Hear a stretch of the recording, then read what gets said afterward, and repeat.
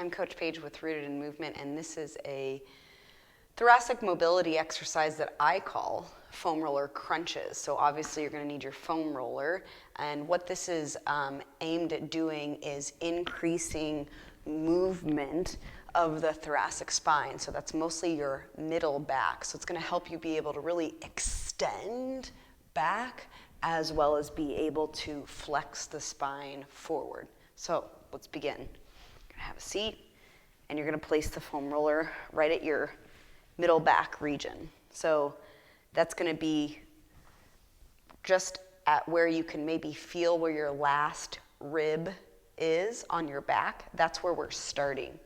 So I'm going to start there and place the foam roller right there at that lower rib, last rib area. And I'm going to take my hands, put it behind my head, and interlace my fingers. And then I'm going to hug my elbows towards each other so that I can kind of frame my head. I'm going to inhale as I reach back and extend over the foam roller. And then exhale as I perform an abdominal crunch. Inhale back. Exhale, crunch. And as I'm inhaling and going back into extension, I want to press the back of my skull into my hands. And eventually I'm also trying to look up, over, and beyond my head. And that's going to help me get a little bit more movement. After we perform 3, you're going to move the foam roller up the spine about an inch, and we're going to perform this again. So hug the elbows towards each other and creating a little enclosure for your skull.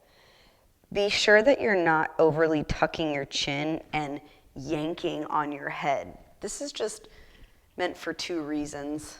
Pulls the shoulder blades away from each other just a little bit to expose the spine more. And 2, if you have long hair, it's helpful to keep some of that out of the way so that you don't get it caught. So again, I'm going to inhale as I extend back over the foam roller, looking up and over beyond my forehead. Exhale as I crunch, almost as if I'm going to lift up off the roller, almost. Do that 2 more times, so 3 times total. And then again, we're going to move the roller up the spine a little bit more. So here's where holding the hands behind the head, interlacing the fingers, and squeezing the elbows together is very helpful. Is now we're basically in kind of starting to get right to where those shoulder blades are. Again, I'm going to inhale, reach back, extend over the roller, exhale, forward.